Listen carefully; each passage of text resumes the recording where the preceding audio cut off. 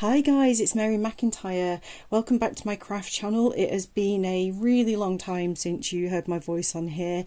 I hadn't intended to take such a long break, but those of you that follow me know that I had quite a few losses in the last few months, and I've just needed time to process the grief. Quite honestly, I just couldn't face putting a camera on and doing things. I'm feeling a bit refreshed now. Basically, what I'm doing in today's video is very much a kind of summer theme. Over a year ago now, a friend of mine was having to move and they had to downsize, so I was given a load of shells, loads and loads and loads of shells. They've come from all over the place. I don't even know. So many colours, so many beautiful shapes and sizes, and ever since then I've wanted to put some shells and some sand into some resin pieces. And ultimately I want to practice because I'd like to use some of the white and do the waves kind of breaking. I don't think there's enough room to do it here, and because I haven't worked with shells and sand in resin before, I'm just going to do these small ones first. These pendant molds you'll have seen many times if you're a subscriber. These ones are like chunky bag charm molds, so that's the size of this one. So I've been using this as a guide to see whether the shells are going to protrude or not, but quite honestly I don't think it matters if they do a little bit. They will be fragile though, so you don't want like a lot of shells sticking out. So I'm going to pick through and find all of the really small shells. I don't want to put something in every one of these pendants. I don't think that the beach theme really works with some of those shapes. So primarily I'm going to focus on these two bigger ones, maybe the round one and maybe the rectangular one there.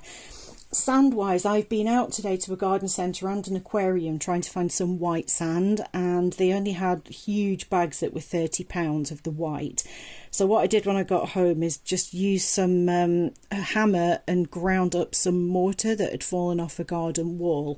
That may well look dark when it's wet, which won't really be ideal.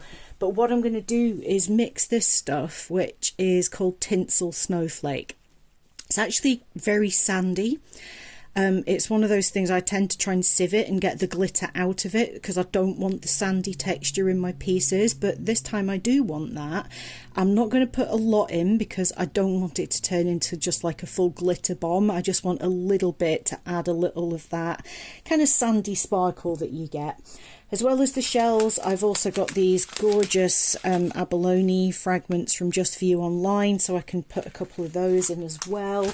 So this is very much just kind of play it by ear and see how things are looking as I go along. So the resin that I'm going to be using is the Apex high gloss resin. It's very, very warm in the UK at the moment, so I'm hoping that if I do this layer now, I want to just do a very thin layer of clear, mix some in with the sand, get that down, get the shells in and let that cure for about 6 or 7 hours. Then I can come in and use my clear colour pigments to kind of try and get a bit of a graduation of sea colours like turquoisey blue, that type of thing. I don't know at this point if I'm going to attempt the waves breaking on these. I think they're too small, but I just want to have a play with the colours and the shapes and the shells and all of that stuff. And when it comes to doing the wave stuff, I can do it in my coaster molds because they're a bit bigger. So that's far too much waffle for what's going to be a pretty simple video, but I'm going to go and put my PPE on, mix up my resin off camera, and I'll be back when I've selected some shells that are going to go in first.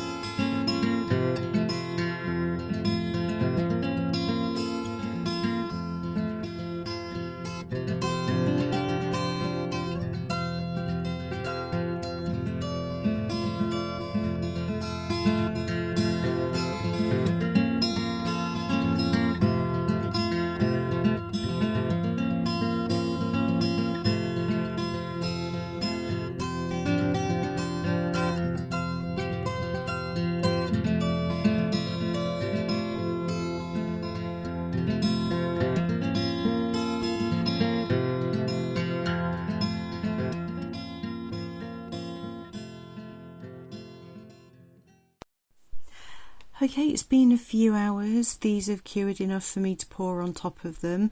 I'm actually really loving how they're looking already. The sand is a bit dark, but it's got that little bit of glitter in it from the white mica that I mixed in, and the glittery sandy snowflake stuff that I've got. So for the next layer, because these are quite small, I'm going to keep it quite simple, and I'm going to use two colours, fluorite and aquamarine. These are not alcohol inks, they are actually resin colourants, but they are transparent. So the trick is going to be getting it so there's enough colour that it shows up, but without being so dark that it's kind of making it difficult to see all this gorgeous stuff underneath. I mean, the shine from the abalone fragments, just incredible. So really like that. So I'll need to make sure as well that, because normally you would demold and the front would be pointing down, I need to make sure that I get a nice level top on these so that I don't have to mess around and do yet another layer. So I'm going to mix up some more resin off camera, and then I will split it into two and mix up the colour. Then I'll be back to just plop some on top and see how they mix together.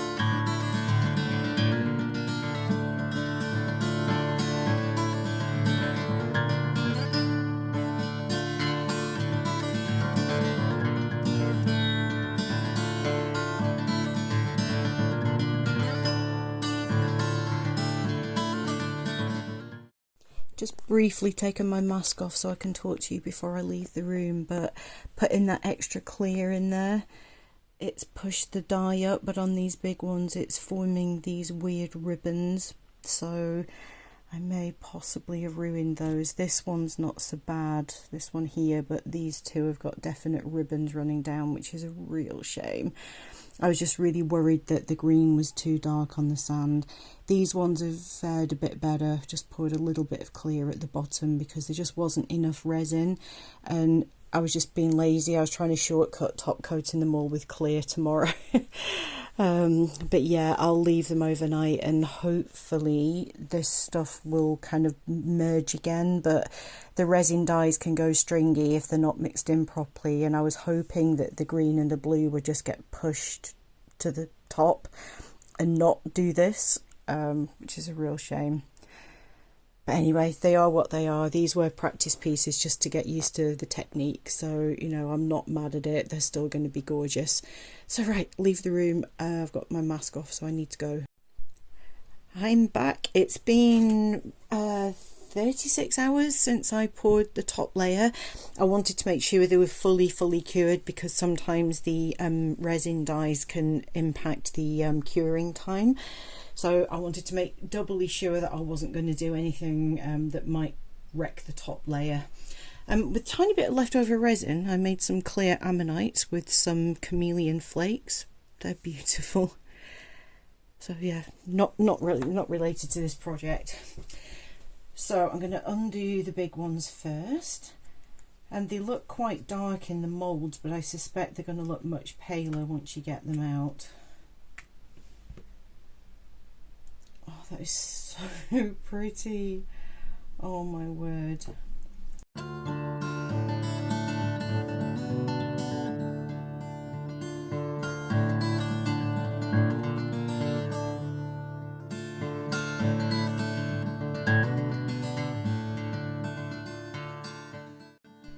Right, they are absolutely gorgeous. Let me bring you down to see them up close. I'm going to try and find a white piece of paper, because I think they'll show up better on that than on the pink mat. Okay, I've put them on some white paper. If I just pick one of these up and hold it up to the light, you can see, no you can't, you can see that it is fairly translucent. Excuse the mess on my desk. So yeah, on the white paper you can see that there is a little bit of that kind of graduation between the colours. These little kind of ripples, as I said, I don't mind that at all. The small ones are absolutely gorgeous. The way that the abalone shells are kind of shimmering different colours when you pick them up. So beautiful. Look at that. That one and that one are so pretty. So next time I make these, I'm going to put less sand in for sure. If I'm using this small mould here, I'm definitely going to do them back to front so that the nice domed edge will be the front facing one. But these, they look nice from either side, so they're actually, those little bubbles look like a little oyster pearl, don't they? I knew those little shells would get air bubbles in them, and I knew that it would look okay if they did. Those ones are fine. I could see in that light, that shimmer. Wow. So beautiful. So beautiful. So the next time I do this, I will definitely use less sand, as I said, and I want to do it on a coaster mould so that on top of this I can put a clear layer with some white ripples and blow it with the heat gun to create waves. I saw Mixed Media Girl do this about 6 or 7 years ago, and I've wanted to do it ever since then. I've wanted to do an ocean, waves and sand and shells and all of that jazz. I've wanted to do it for so many years, so that will be the next time I do this. I will try to do that on top, but for a first go with the sand and shells, I'm really happy with how these have turned out. I'll do a quick montage at the end once I've turned them into something. Okay, here are the keyrings and bag charms, and I've just added the clear ammonites with the chameleon flakes in there, because they are a sea creature even though they're fossils.